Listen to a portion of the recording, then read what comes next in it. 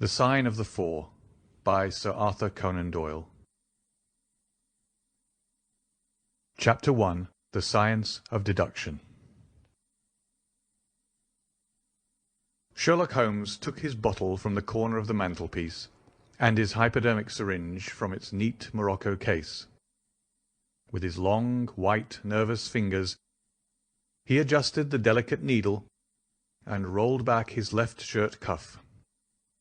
For some little time his eyes rested thoughtfully upon the sinewy forearm and wrist all dotted and scarred with innumerable puncture marks. Finally he thrust the sharp point home, pressed down the tiny piston, and sank back into the velvet-lined armchair with a long sigh of satisfaction. 3 times a day for many months I had witnessed this performance, but custom had not reconciled my mind to it. On the contrary, from day to day I had become more irritable at the sight, and my conscience swelled nightly within me at the thought that I had lacked the courage to protest. Again and again I had registered a vow that I should deliver my soul upon the subject.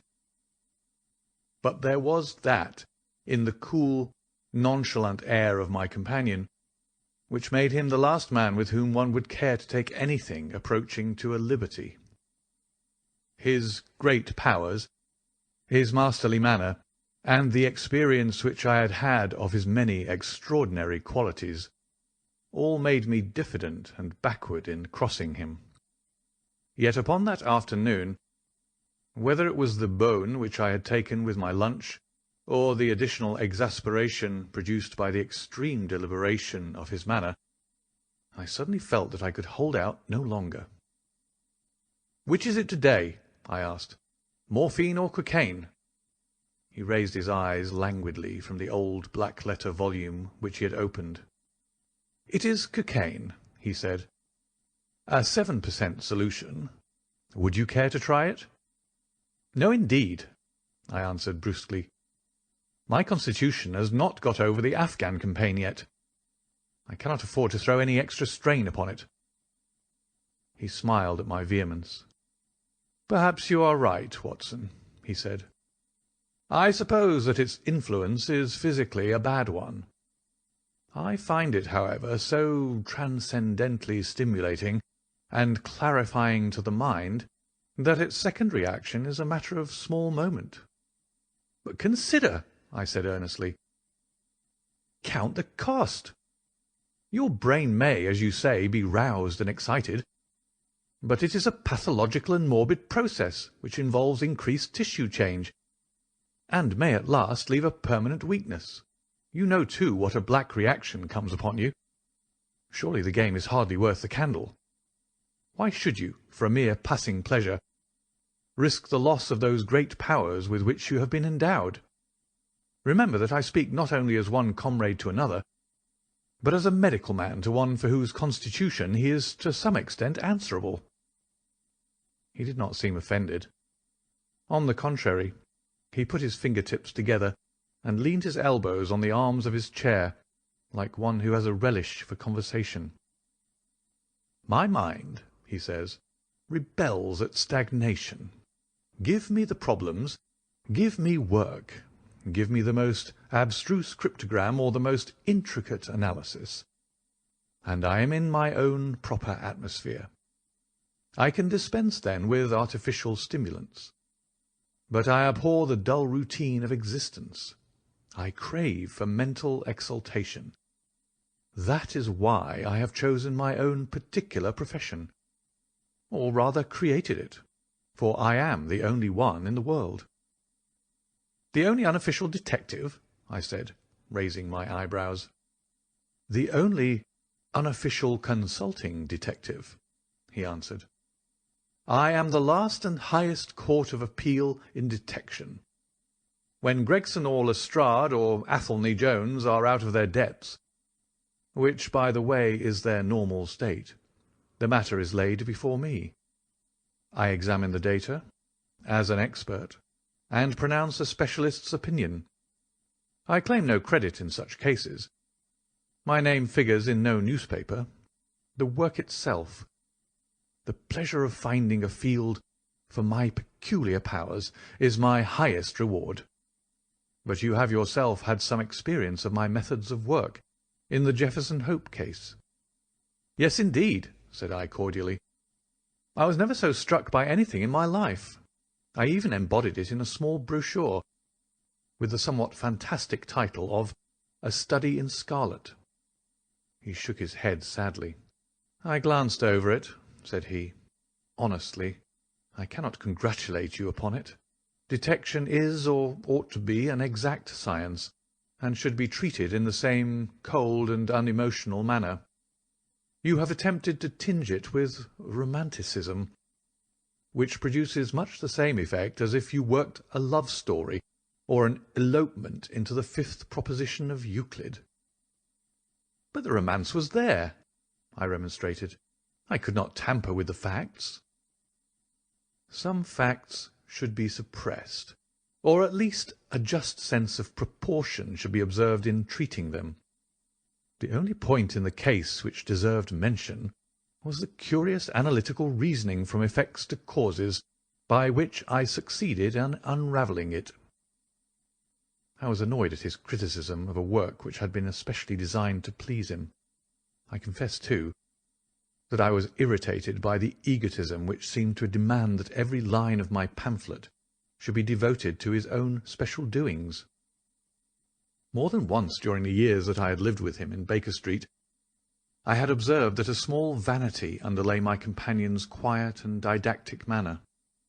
I make no remark, however, but sat nursing my wounded leg. I had a Giselle bullet through it some time before, and though it did not prevent me from walking, it ached wearily at every change of the weather. "My practice has extended recently to the Continent," said Holmes after a while, filling up his old briar-root pipe. "I was consulted last week by François Le Villard, who, as you probably know, has come rather to the front lately in the French detective service. He has all the Celtic power of quick intuition, but he is deficient in the wide range of exact knowledge which is essential to the higher developments of his art. The case was concerned with a will, and possessed some features of interest. I was able to refer him to two parallel cases, the one at Riga in 1857, and the other at St. Louis in 1871, which have suggested to him the true solution. Here is the letter which I had this morning acknowledging my assistance." He tossed over, as he spoke, a crumpled sheet of foreign notepaper. I glanced my eyes down it, catching a profusion of notes of admiration, with stray magnifique, coup de maître, and tour de force, all testifying to the ardent admiration of the Frenchman. "He speaks as a pupil to his master," said I. "Oh, he rates my assistance too highly," said Sherlock Holmes lightly. "He has considerable gifts himself. He possesses two of the three qualities necessary for the ideal detective. He has the power of observation and that of deduction. He is only wanting in knowledge, and that may come in time. He is now translating my small works into French." "Your works? Oh, didn't you know?" he cried, laughing. "Ha! Yes, I have been guilty of several monographs. They are all upon technical subjects. Here, for example, is one upon the distinction between the ashes of the various tobaccos. In it I enumerate 140 forms of cigar, cigarette, and pipe tobacco, with coloured plates illustrating the difference in the ash. It is a point which is continually turning up in criminal trials, and which is sometimes of supreme importance as a clue. If you can say definitely, for example, that some murder has been done by a man who was smoking an Indian lunka, it obviously narrows your field of search. To the trained eye there is as much difference between the black ash of a trichinopoly and the white fluff of bird's eye as there is between a cabbage and a potato. "You have an extraordinary genius for minutiae," I remarked. I appreciate their importance. Here is my monograph upon the tracing of footsteps, with some remarks upon the uses of plaster of Paris as a preserver of impresses. Here, too, is a curious little work upon the influence of a trade upon the form of the hand, with lithotypes of the hands of slaters, sailors, cork-cutters, compositors, weavers, and diamond polishers. That is a matter of great practical interest to the scientific detective, especially in cases of unclaimed bodies, or in discovering the antecedents of criminals. But I weary you with my hobby. Not at all, I answered earnestly. It is of the greatest interest to me, especially since I have had the opportunity of observing your practical application of it. But you spoke just now of observation and deduction. Surely the one to some extent implies the other. Why, hardly, he answered, leaning back luxuriously in his armchair, and sending up thick blue wreaths from his pipe. For example, observation shows me that you have been to the Wigmore Street post office this morning. But deduction lets me know that when there you dispatched a telegram. Right, said I. Right on both points. But I confess that I don't see how you arrived at it. It was a sudden impulse on my part, and I have mentioned it to no one. It is simplicity itself, he remarked, chuckling at my surprise. So absurdly simple that an explanation is superfluous. And yet it may serve to define the limits of observation and of deduction. Observation tells me that you have a little reddish mould adhering to your instep. Just opposite the Seymour Street office, they have taken up the pavement and thrown up some earth which lies in such a way that it is difficult to avoid treading in it in entering. The earth is of this peculiar reddish tint, which is found, as far as I know, nowhere else in the neighbourhood. So much is observation. The rest is deduction. How, then, did you deduce the telegram? Why, of course I knew that you had not written a letter, since I sat opposite to you all morning. I see also in your open desk there that you have a sheet of stamps and a thick bundle of postcards. What could you go into the post office for, then, but to send a wire? Eliminate all other factors, and the one which remains must be the truth. In this case it certainly is so, I replied, after a little thought. The thing, however, is, as you say, of the simplest.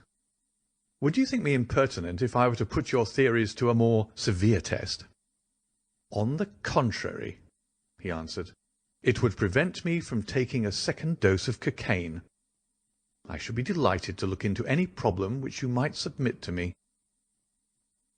I've heard you say that it's difficult for a man to have any object in daily use without leaving the impress of his individuality upon it, in such a way that a trained observer might read it. Now, I have here a watch which has recently come into my possession. Would you have the kindness to let me have an opinion upon the character or habits of the late owner? I handed him over the watch with some slight feeling of amusement in my heart, for the test was, as I thought, an impossible one, and I intended it as a lesson, against the somewhat dogmatic tone which he occasionally assumed. He balanced the watch in his hand, gazed hard at the dial, opened the back and examined the works, first with his naked eyes, and then with a powerful convex lens. I could hardly keep from smiling at his crestfallen face when he finally snapped the case to and handed it back. "There are hardly any data," he remarked. "The watch has been recently cleaned, which robs me of my most suggestive facts." "You're right," I answered. "It was cleaned before being sent to me." In my heart I accused my companion of putting forward a most lame and impotent excuse to cover his failure. What data could he expect from an uncleaned watch? Though unsatisfactory, My research has not been entirely barren," he observed, staring up at the ceiling with dreamy, lacklustre eyes. "Subject to your correction, I should judge that the watch belonged to your elder brother, who inherited it from your father. That you gather, no doubt, from the H.W. on the back." "Quite so. The W suggests your own name. The date of the watch is nearly 50 years back, and the initials are as old as the watch. So it was made for the last generation. Jewellery usually descends to the eldest son, and he is most likely to have the same name as the father. Your father has, if I remember right, been dead many years. It has therefore been in the hands of your eldest brother." "Right so far," said I. "Anything else?" "He was a man of untidy habits, very untidy and careless. He was left with good prospects, but he threw away his chances, lived for some time in poverty, with occasional short intervals of prosperity, and finally, taking to drink, he died. That is all I can gather." I sprang from my chair and limped impatiently about the room with considerable bitterness in my heart. "This is unworthy of you, Holmes," I said. "I could not have believed that you would have descended to this. You have made inquiries into the history of my unhappy brother, and you now pretend to deduce this knowledge in some fanciful way. You cannot expect me to believe that you've read all this from his old watch. It is unkind, and, to speak plainly, has a touch of charlatanism in it." "My dear doctor," said he kindly, "pray accept my apologies. Viewing the matter as an abstract problem, I had forgotten how personal and painful a thing it might be to you. I assure you, however, that I never even knew that you had a brother until you handed me the watch." "Then how in the name of all that is wonderful did you get these facts? They're absolutely correct in every particular." "Ah, that is good luck. I could only say what was the balance of probability. I did not at all expect to be so accurate." "But it was not mere guesswork." "No, no, I never guess. It is a shocking habit, destructive to the logical faculty. What seems strange to you is only so because you do not follow my train of thought, or observe the small facts upon which large inferences may depend. For example, I began by stating that your brother was careless. When you observe the lower part of that watch-case, you notice that it is not only dinted in 2 places, but it is cut and marked all over from the habit of keeping other hard objects, such as keys or coins, in the same pocket. Surely it is no great feat to assume that a man who treats a 50-guinea watch so cavalierly must be a careless man. Neither is it a very far-fetched inference that a man who inherits one article of such value is pretty well provided for in other respects." I nodded to show that I followed his reasoning. "It is very customary for pawnbrokers in England, when they take a watch, to scratch the number of the ticket with a pinpoint upon the inside of the case. It is more handy than a label, as there is no risk of the number being lost or transposed. There are no less than 4 such numbers visible to my lens on the inside of this case. Inference: that your brother was often at low water. Secondary inference: that he had occasional bursts of prosperity, or he could not have redeemed the pledge. Finally, I ask you to look at the inner plate, which contains the keyhole. Look at the thousands of scratches all round the hole, marks where the key has slipped. What sober man's key could have scored those grooves? But you will never see a drunkard's watch without them. He winds it at night, and he leaves these traces of his unsteady hand. Where is the mystery in all this?" "It is as clear as daylight," I answered. "I regret the injustice which I did you. I should have had more faith in your marvellous faculty. May I ask whether you have any professional inquiry on foot at present?" None. Hence the cocaine. I cannot live without brain work. What else is there to live for? Stand at the window here. Was ever such a dreary, dismal, unprofitable world?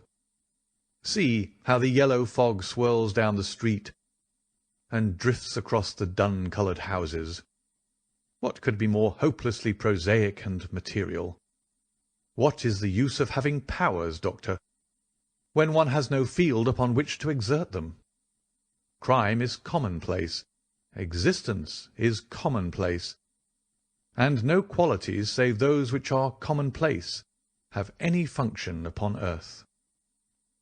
I had opened my mouth to reply to this tirade, when with a crisp knock our landlady entered, bearing a card upon the brass salver. "A young lady for you, sir," she said, addressing my companion.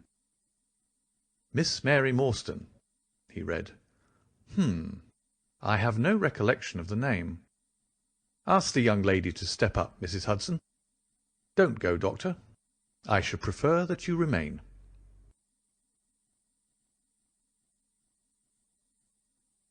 Chapter 2. The Statement of the Case. Miss Morstan entered the room with a firm step and an outward composure of manner. She was a blonde young lady, small, dainty, well-gloved and dressed in the most perfect taste. There was, however, a plainness and simplicity about her costume, which bore with it a suggestion of limited means. The dress was a sombre greyish beige, untrimmed and unbraided, and she wore a small turban of the same dull hue, relieved only by a suspicion of white feather in the side. Her face had neither regularity of feature nor beauty of complexion, but her expression was sweet and amiable, and her large blue eyes were singularly spiritual and sympathetic. In an experience of women which extends over many nations and 3 separate continents, I have never looked upon a face which gave a clearer promise of a refined and sensitive nature. I could not but observe that as she took the seat which Sherlock Holmes placed for her, her lip trembled, her hand quivered, and she showed every sign of intense inward agitation. "I have come to you, Mr. Holmes," she said, "because you once enabled my employer, Mrs. Cecil Forrester, to unravel a little domestic complication. She was much impressed by your kindness and skill." "Mrs. Cecil Forrester," he repeated thoughtfully. "I believe that I was of some slight service to her. The case, however, as I remember it, was a very simple one." "She did not think so. But at least you cannot say the same of mine. I can hardly imagine anything more strange, more utterly inexplicable, than the situation in which I find myself." Holmes rubbed his hands, and his eyes glistened. He leaned forward in his chair with an expression of extraordinary concentration upon his clear-cut, hawk-like features. "State your case," said he in brisk business tones. I felt that my position was an embarrassing one. "You will, I am sure, excuse me," I said, rising from my chair. To my surprise, the young lady held up her gloved hand to detain me. "If your friend," she said, "would be good enough to stop, he might be of inestimable service to me." I relapsed into my chair. "Briefly," she continued, "the facts are these. My father was an officer in an Indian regiment who sent me home when I was quite a child. My mother was dead, and I had no relative in England. I was placed, however, in a comfortable boarding establishment at Edinburgh, and there I remained until I was 17 years of age. In the year 1878, my father, who was senior captain of his regiment, obtained 12 months' leave and came home. He telegraphed to me from London that he had arrived all safe, and directed me to come down at once, giving the Langham Hotel as his address. His message, as I remember, was full of kindness and love. On reaching London, I drove to the Langham, and was informed that Captain Morstan was staying there, but that he had gone out the night before and had not yet returned. I waited all day without news of him. That night, on the advice of the manager of the hotel, I communicated with the police, and next morning we advertised in all the papers. Our inquiries led to no result, and from that day to this, no word has ever been heard of my unfortunate father. He came home with his heart full of hope, to find some peace, some comfort, and instead—" She put her hand to her throat, and a choking sob cut short the sentence. "The date?" asked Holmes, opening his notebook. He disappeared upon the 3rd of December, 1878, nearly 10 years ago. His luggage remained at the hotel. There was nothing in it to suggest a clue. Some clothes, some books, and a considerable number of curiosities from the Andaman Islands. He had been one of the officers in charge of the convict guard there. Had he any friends in town? Only one that we know of, Major Sholto, of his own regiment, the 34th Bombay Infantry. The Major had retired some little time before, and lived at Upper Norwood. We communicated with him, of course, but he did not even know that his brother officer was in England. "A singular case," remarked Holmes. "I have not yet described to you the most singular part. About 6 years ago, to be exact, upon the 4th of May, 1882, an advertisement appeared in the Times asking for the address of Miss Mary Morstan, and stating that it would be to her advantage to come forward. There was no name or address appended. I had at that time just entered the family of Mrs. Cecil Forrester, in the capacity of governess. By her advice, I published my address in the advertisement column. The same day, there arrived through the post a small cardboard box addressed to me, which I found to contain a very large and lustrous pearl. No word of writing was enclosed. Since then, every year, upon the same date, there has always appeared a similar box, containing a similar pearl, without any clue as to the sender. They have been pronounced by an expert to be of a rare variety, and of considerable value. You can see for yourselves that they are very handsome." She opened a flat box as she spoke, and showed me 6 of the finest pearls that I had ever seen. "Your statement is most interesting," said Sherlock Holmes. "Has anything else occurred to you?" "Yes, and no later than today. That is why I have come to you. This morning I received this letter, which you will perhaps read for yourself." "Thank you," said Holmes. "The envelope too, please. Postmark London, S.W. Date July 7th. Man's thumb mark on corner. Probably postman. Best quality paper. Envelopes at 6d. a packet. Particular man in his stationery. No address. Be at the 3rd pillar from the left outside the Lyceum Theatre tonight at 7 o'clock. If you are distrustful, bring 2 friends. You are a wronged woman, and you shall have justice. Do not bring police. If you do, all will be in vain.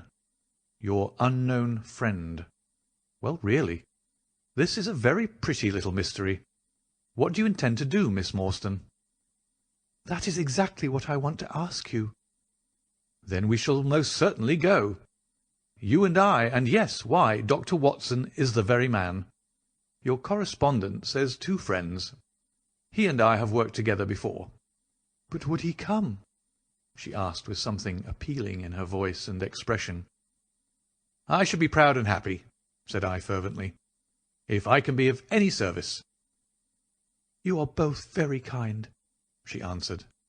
"I have led a retired life, and have no friends whom I could appeal to. If I am here at 6, it will do, I suppose." "You must not be later," said Holmes. "There is one other point, however. Is this handwriting the same as that upon the pearl box addresses?" "I have them here," she answered. producing half a dozen pieces of paper. "You are certainly a model client. You have the correct intuition. Let us see now." He spread out the papers upon the table, and gave little darting glances from one to the other. "They are disguised hands, except the letter," he said presently. "But there can be no question as to the authorship. See how the irrepressible Greek E will break out, and see the twirl of the final S. They are undoubtedly by the same person. I should not like to suggest false hopes, Miss Morstan, but is there any resemblance between this hand and that of your father?" "Nothing could be more unlike." "I expected to hear you say so. We shall look out for you, then, at 6. Pray allow me to keep the papers. I may look into the matter before then. It is only 3:30. Au revoir, then."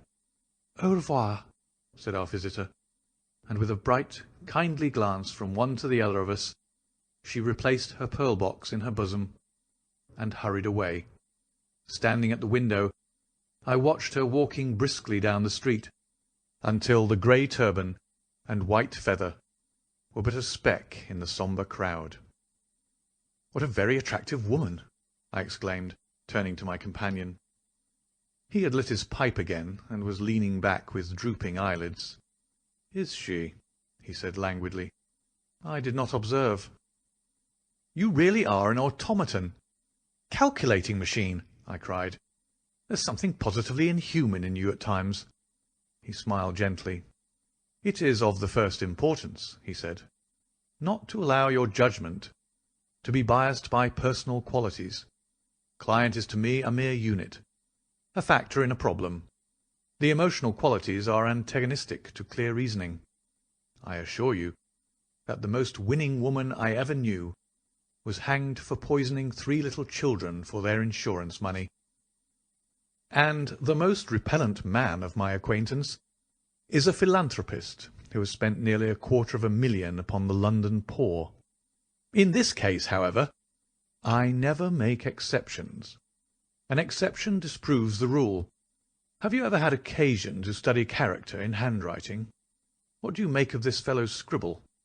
"It is legible and regular," I answered. "A man of business habits and some force of character." Holmes shook his head. "Look at his long letters," he said. "They hardly rise above the common herd. That D might be an A, and that L an E. Men of character always differentiate their long letters, however illegibly they may write. There is vacillation in his K's, and self-esteem in his capitals. I am going out now. I have some few references to make. Let me recommend this book, one of the most remarkable ever penned. It is Winwood Reade's Martyrdom of Man. I shall be back in an hour." I sat in the window with the volume in my hand, but my thoughts were far from the daring speculations of the writer. My mind ran upon our late visitor. Her smiles, the deep rich tones of her voice, the strange mystery which overhung her life. If she was 17 at the time of her father's disappearance, she must be 27 now, a sweet age when youth has lost its self-consciousness and become a little sobered by experience. So I sat and mused until such dangerous thoughts came into my head that I hurried away to my desk and plunged furiously into the latest treatise upon pathology. What was I? An army surgeon with a weak leg and a weaker banking account, that I should dare to think of such things. She was a unit, a factor, nothing more.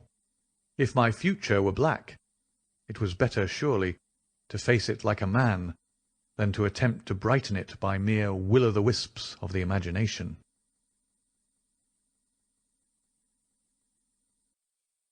Chapter 3. In Quest of a Solution. It was 5:30 before Holmes returned. He was bright, eager, and in excellent spirits, a mood which in his case alternated with fits of the blackest depression. "There is no great mystery in this matter," he said, taking the cup of tea which I had poured out for him. "The facts appear to admit of only one explanation." "What, you've solved it already?" "Well, that would be too much to say. I have discovered a suggestive fact, that is all. It is, however, very suggestive. The details are still to be added.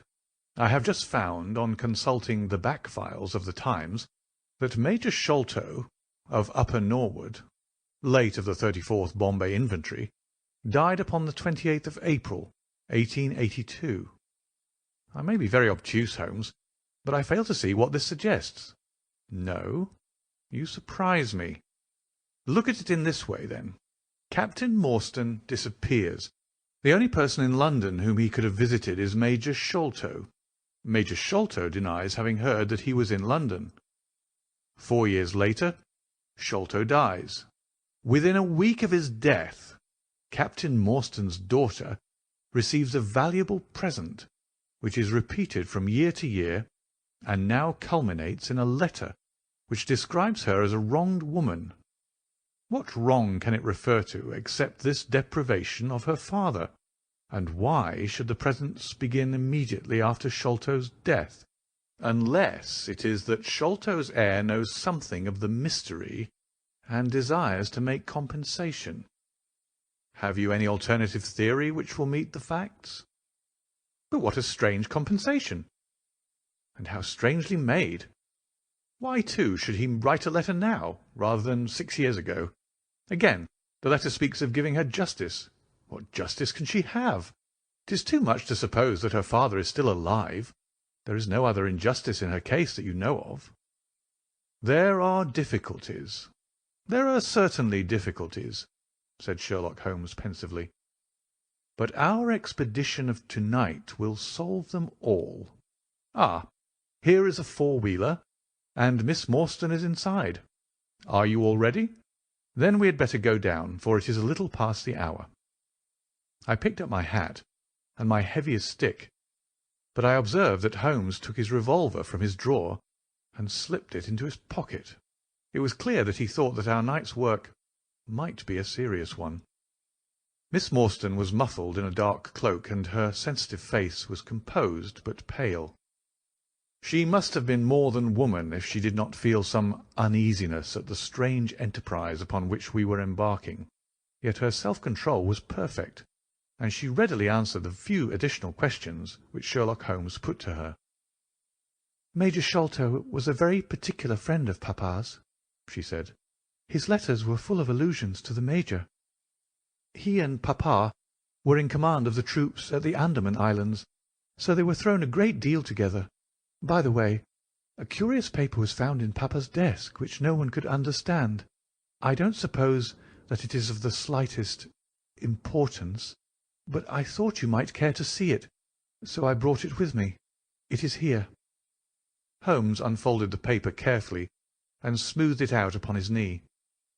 He then very methodically examined it all over with his double lens. "It is paper of native Indian manufacture," he remarked. "It has at some time been pinned to a board. The diagram upon it appears to be a plan of part of a large building with numerous halls, corridors, and passages. At one point is a small cross done in red ink, and above it is a 337 from left in faded pencil writing. In the left-hand corner is a curious hieroglyphic like 4 crosses in a line with their arms touching.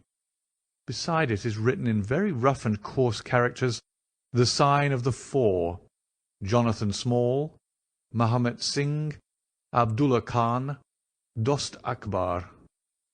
No, I confess that I do not see how this bears upon the matter, yet it is evidently a document of importance. It has been kept carefully in a pocket-book, for the one side is as clean as the other." "It was in this pocket-book that we found it." "Preserve it carefully, then, Miss Morstan, for it may prove to be of use to us. I begin to suspect that this matter may turn out to be much deeper and more subtle than I at first supposed. I must reconsider my ideas." He leaned back in the cab, and I could see by his drawn brow and his vacant eye that he was thinking intently. Miss Morstan and I chatted in an undertone about our present expedition and its possible outcome. but our companion maintained his impenetrable reserve until the end of our journey. It was a September evening, and not yet 7 o'clock, but the day had been a dreary one, and a dense, drizzly fog lay low upon the great city. Mud-coloured clouds drooped sadly over the muddy streets. Down the Strand the lamps were but misty splotches of diffused light, which threw a feeble circular glimmer upon the slimy pavement. The yellow glare from the shop windows streamed out into the steamy, vaporous air, and threw a murky, shifting radiance across the crowded thoroughfare. There was, to my mind, something eerie and ghost-like in the endless procession of faces which flitted across these narrow bars of light. Sad faces, and glad, haggard and merry, like all humankind, they flitted from the gloom into the light, and so back into the gloom once more. I am not subject to impressions, but the dull, heavy evening, with the strange business upon which we were engaged, combined to make me nervous and depressed. I could see from Miss Morstan's manner that she was suffering from the same feeling. Holmes alone could rise superior to petty influences. He held his open notebook upon his knee, and from time to time he jotted down figures and memoranda in the light of his pocket lantern. At the Lyceum Theatre the crowds were already thick at the side entrances. In front a continuous stream of hansoms and four-wheelers were rattling up, discharging their cargoes of shirt-fronted men and beshawled, bediamonded women. We had hardly reached the third pillar, which was our rendezvous, before a small, dark, brisk man in the dress of a coachman accosted us. "Are you the parties who come with the Miss Morstan?" he asked. "I am Miss Morstan, and these two gentlemen are my friends," said she. He bent a pair of wonderfully penetrating and questioning eyes upon us. "You will excuse me, miss," he said with a certain dogged manner, "but I was to ask you to give me your word that neither of your companions is a police officer." "I give you my word on that," she answered. He gave a shrill whistle, on which a street Arab led across a four-wheeler and opened the door. The man who had addressed us mounted to the box, while we took our places inside. We had hardly done so before the driver whipped up his horse, and we plunged away at a furious pace through the foggy streets. The situation was a curious one. We were driving to an unknown place on an unknown errand, yet our invitation was either a complete hoax, which was an inconceivable hypothesis, or else we had good reason to think that important issues might hang upon our journey. Miss Morstan's demeanour was as resolute and collected as ever. I endeavoured to cheer and amuse her by reminiscences of my adventures in Afghanistan. But to tell the truth, I was myself so excited at our situation and so curious as to our destination that my stories were slightly involved. To this day she declares that I told her one moving anecdote as to how a musket looked into my tent at the dead of night, and how I fired a double-barrelled tiger cub at it. At first I had some idea as to the direction in which we were driving, but soon, what with our pace, the fog, and my own limited knowledge of London, I lost my bearings and knew nothing, save that we seemed to be going a very long way. Sherlock Holmes was never at fault, however, and he muttered the names as the cab rattled through squares and in and out by tortuous by-streets. "Rochester Row," said he. "Now Vincent Square. Now we come out on the Vauxhall Bridge Road. We're making for the Surrey side, apparently. Yes, I thought so. Now we're on the bridge. You can catch glimpses of the river." We did indeed get a fleeting view of a stretch of the Thames, with the lamps shining upon the broad, silent water, but our cab dashed on, and was soon involved in a labyrinth of streets upon the other side. "Wordsworth Road," said my companion. "Priory Road, Larkhall Lane, Stockwell Place, Robert Street, Coldharbour Lane. Our quest does not appear to take us to very fashionable regions." We had indeed reached a questionable and forbidding neighbourhood. Long lines of dull brick houses were only relieved by the coarse glare and tawdry brilliancy of public houses at the corner. Then came rows of two-storied villas, each with a fronting of miniature garden, and then again interminable lines of new staring brick buildings, the monster tentacles which the giant city was throwing out into the country. At last the cab drew up at the third house in a new terrace. None of the other houses were inhabited, and that at which we stopped was as dark as its neighbours, save for a single glimmer in the kitchen window. On our knocking, however, the door was instantly thrown open by a Hindu servant, clad in a yellow turban, white, loose-fitting clothes, and a yellow sash. There was something strangely incongruous in this oriental figure, framed in the commonplace doorway of a third-rate suburban dwelling-house. "The Sahib awaits you," said he, and even as he spoke there came a high, piping voice from some inner room. "Show them in to me, Kitmuga," it cried. "Show them straight in to me."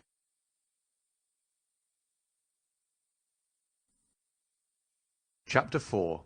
The Story of the Bald-Headed Man.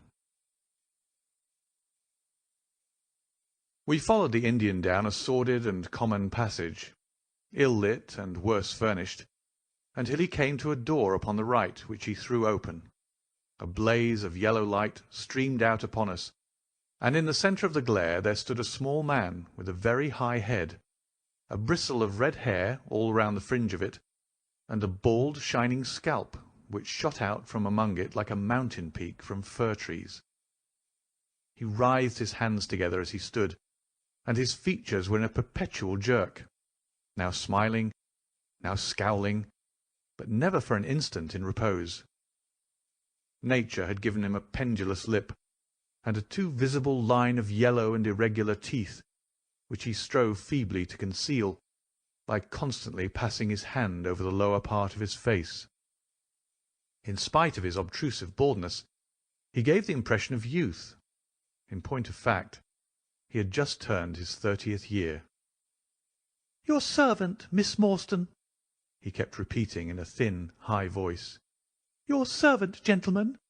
Pray step into my little sanctum. A small place, miss, but furnished to my own liking.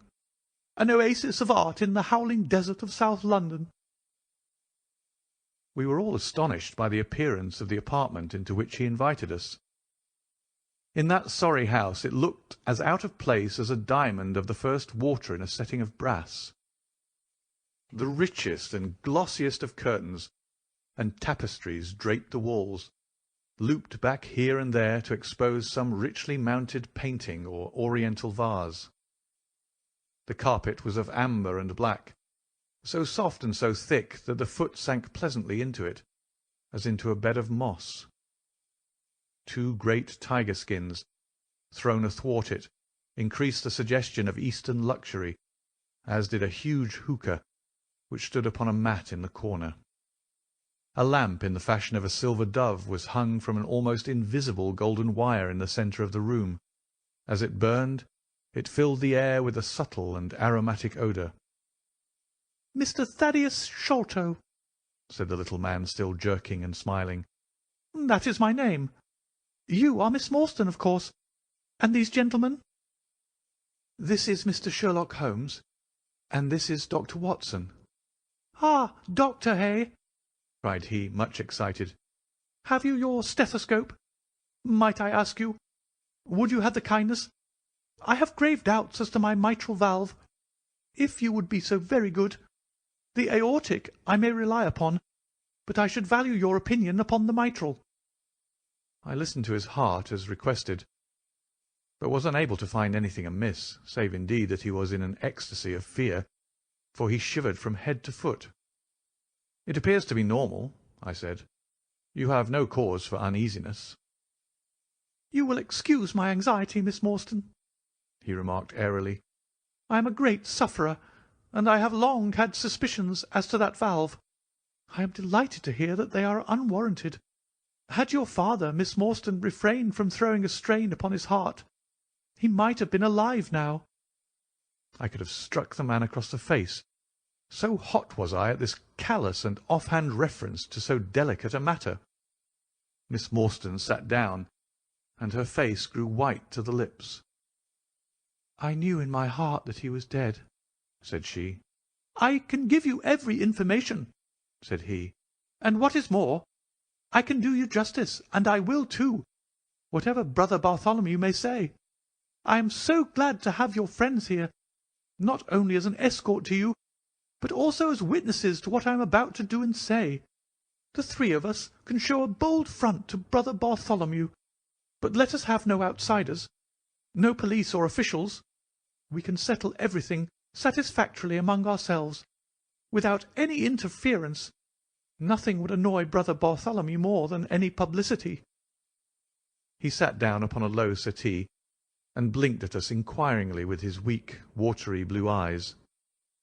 "For my part," said Holmes, "whatever you may choose to say will go no further."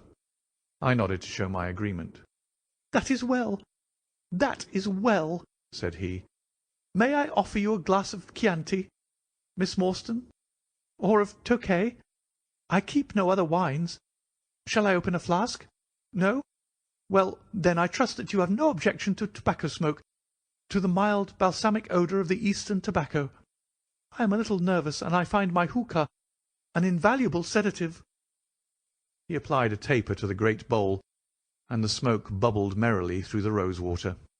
We sat all three in a semicircle with our heads advanced, and our chins upon our hands, while the strange, jerky little fellow, with his high shining head, puffed uneasily in the centre. "When I first determined to make this communication to you," said he, "I might have given you my address, but I feared that you might disregard my request, and bring unpleasant people with you. I took the liberty, therefore, of making an appointment in such a way that my man Williams might be able to see you first. I have complete confidence in his discretion, and he had orders, if he were dissatisfied, to proceed no further in the matter. You will excuse these precautions, but I am a man of somewhat retiring, and I might even say refined tastes, and there is nothing more unaesthetic than a policeman. I have a natural shrinking from all forms of rough materialism. I seldom come in contact with the rough crowd. I live, as you see, with some little atmosphere of elegance around me. I may call myself a patron of the arts.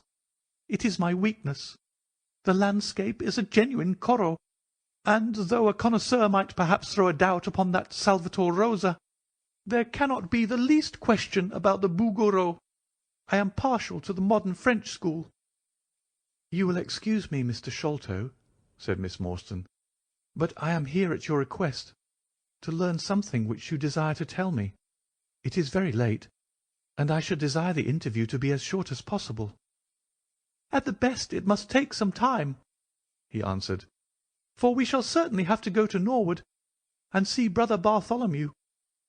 We shall all go and try, if we can, get the better of Brother Bartholomew. He is very angry with me for taking the course which has seemed right to me. I had quite high words with him last night. You cannot imagine what a terrible fellow he is when he's angry." "If we're to go to Norwood, it would perhaps be as well to start at once," I ventured to remark. He laughed until his ears were quite red. "That would hardly do," he cried. "I don't know what he would say if I brought you in that sudden way. No, I must prepare you by showing you how we all stand to each other. In the first place, I must tell you that there are several points in the story of which I am myself ignorant. I can only lay the facts before you as far as I know them myself. My father was, as you may have guessed, Major John Sholto, once of the Indian Army.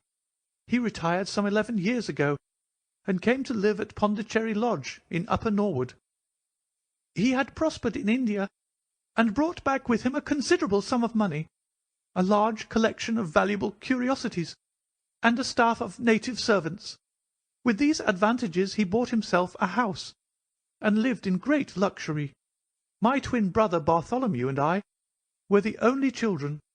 I very well remember the sensation which was caused by the disappearance of Captain Morstan. We read the details in the papers, and, knowing that he had been a friend of our father's, We discussed the case freely in his presence. He used to join in our speculations as to what could have happened. Never for an instant did we suspect that he had the whole secret hidden in his own breast, that of all men, he alone knew the fate of Arthur Morstan. We did know, however, that some mystery, some positive danger, overhung our father. He was very fearful of going out alone, and he always employed 2 prize-fighters to act as porters at Pondicherry Lodge. Williams, who drove you tonight, was one of them. He was once lightweight champion of England. Our father would never tell us what it was he feared, but he had a most marked aversion to men with wooden legs. On one occasion he actually fired his revolver at a wooden-legged man, who proved to be a harmless tradesman canvassing for orders. We had to pay a large sum to hush the matter up. My brother and I used to think this is a mere whim of my father's, but events have since led us to change our opinion. Early in 1882, my father received a letter from India, which was a great shock to him. He nearly fainted at the breakfast table when he opened it, and from that day he sickened to his death. What was in the letter we could never discover, but I could see as he held it that it was short and written in a scrawling hand. He had suffered for years from an enlarged spleen, but he now became rapidly worse, and towards the end of April we were informed that he was beyond all hope, and that he wished to make a last communication to us. When we entered his room, he was propped up with pillows and breathing heavily.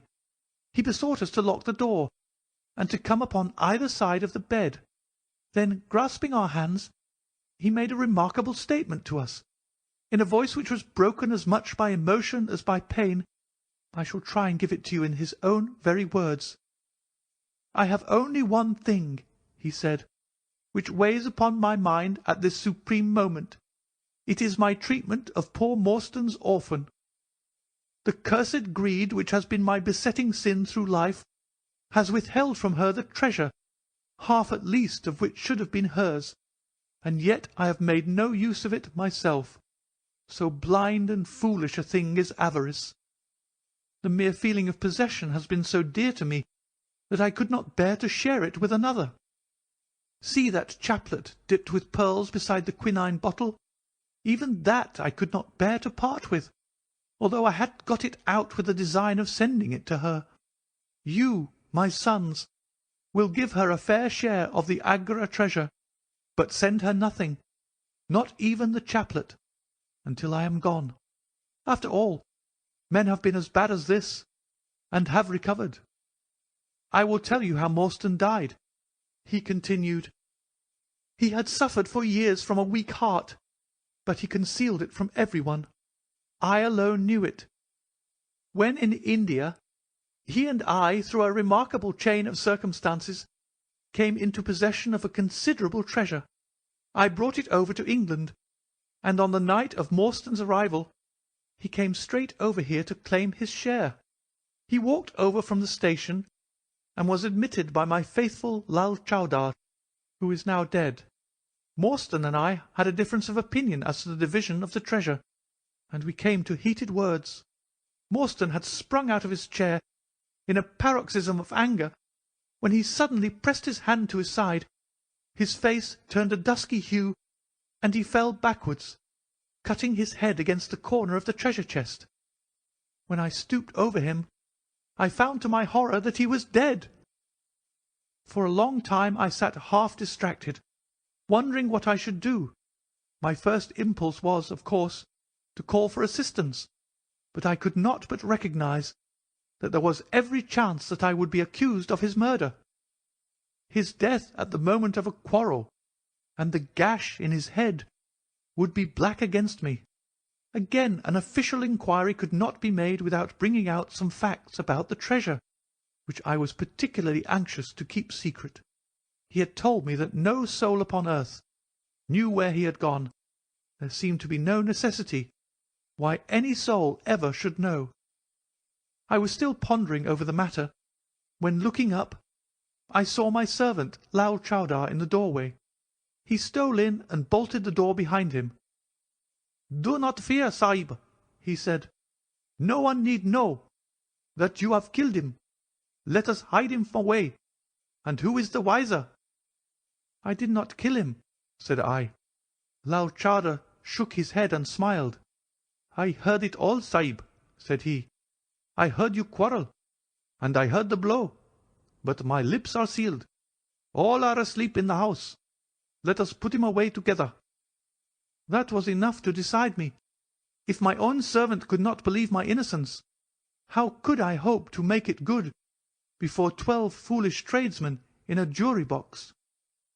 Lal Chowdhury and I disposed of the body that night, and within a few days the London papers were full of mysterious disappearance of Captain Morstan.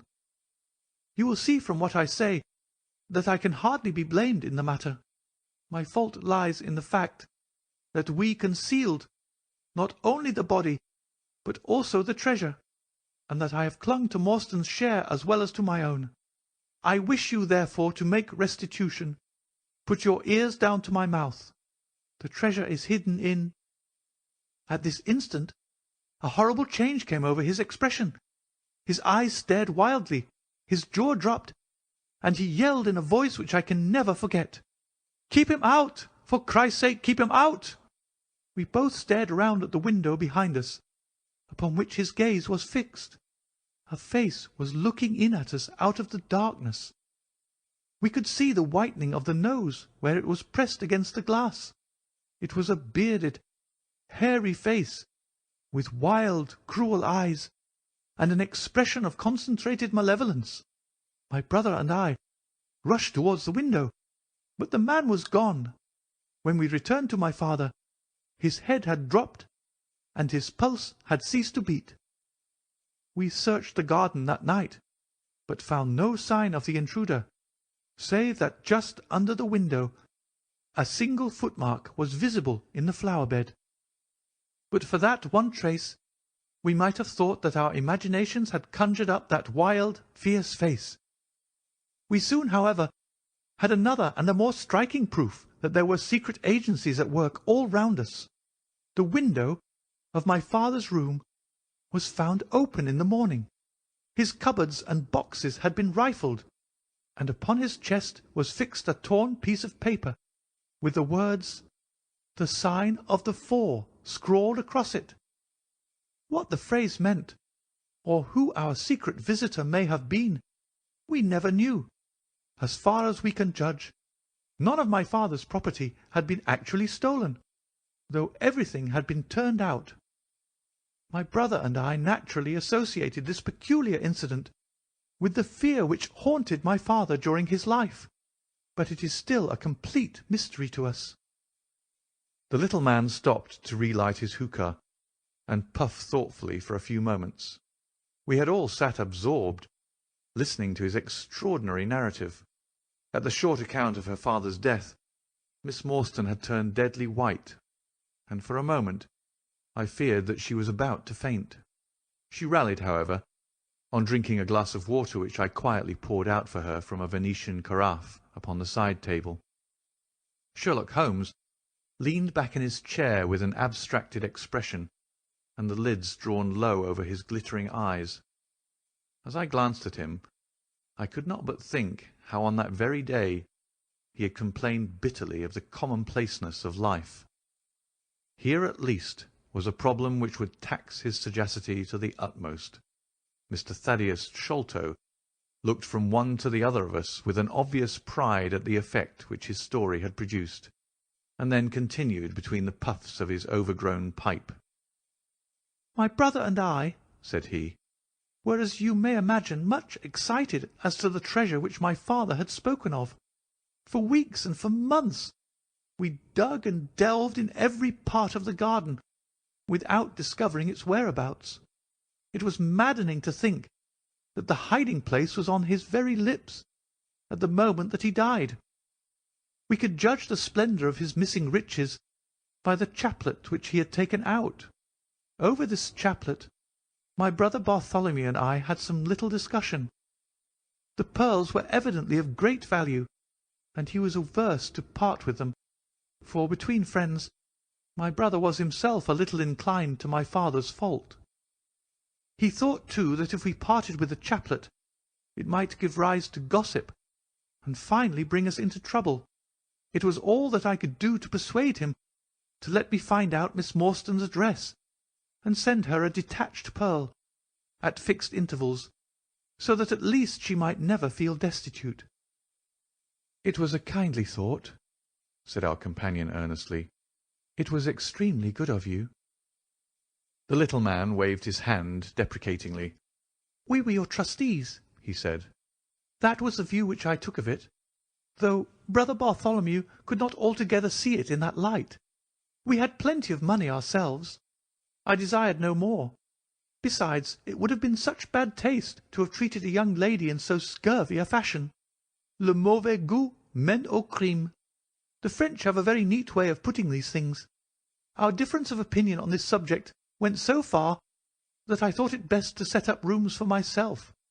So I left Pondicherry Lodge, taking the old Khitmutgar and Williams with me. Yesterday, however, I learn that an event of extreme importance has occurred. The treasure has been discovered. I instantly communicated with Miss Morstan, and it only remains for us to drive out to Norwood and demand our share. I explained my views last night to Brother Bartholomew, so we shall be expected, if not welcome, visitors." Mr. Thaddeus Sholto ceased, and sat twitching on his luxurious settee. We all remained silent, with our thoughts upon the new development which the mysterious business had taken. Holmes was the first to spring to his feet. "You have done well, sir, from first to last," said he. "It is possible that we may be able to make you some small return by throwing some light upon that which is still dark to you. But, as Miss Morstan remarked just now, it is late, and we had best put the matter through without delay." Our new acquaintance very deliberately coiled up the tube of his hookah, and produced from behind a curtain a very long befrogged topcoat, with astrakhan collar and cuffs. This he buttoned tightly up in spite of the extreme closeness of the night, and finished his attire by putting on a rabbit-skin cap with hanging lappets which covered the ears, so that no part of him was visible save his mobile and peaky face.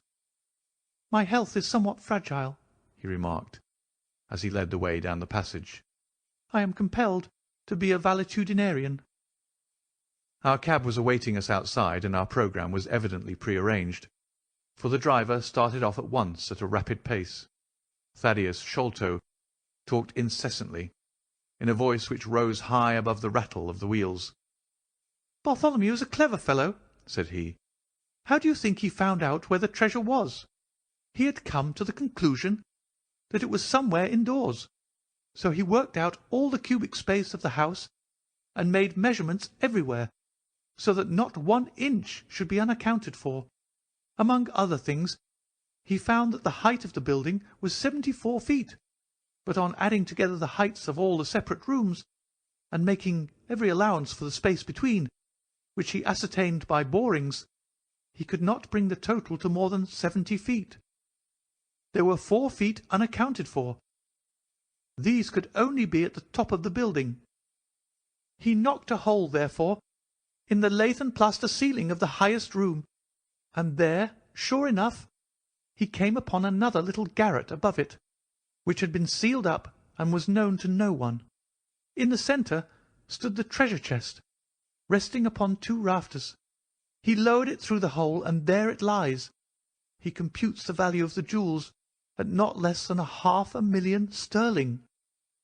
At the mention of this gigantic sum, we all stared at one another open-eyed. Miss Morstan, could we secure her rights, would change from a needy governess to the richest heiress in England. Surely it was the place of a loyal friend to rejoice at such news, yet I am ashamed to say that selfishness took me by the soul, and that my heart turned as heavy as lead within me. I stammered out some few halting words of congratulation, and then sat downcast with my head drooped, deaf to the babble of our new acquaintance.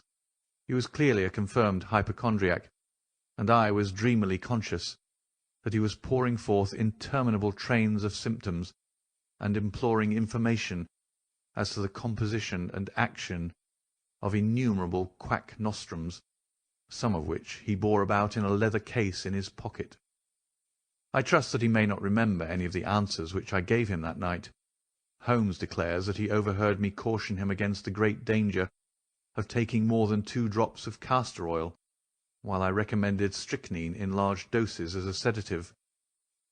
However that may be, I was certainly relieved when our cab pulled up with a jerk, and the coachman sprang down to open the door. "This, Miss Morstan, is Pondicherry Lodge," said Mr. Thaddeus Sholto, as he handed her out.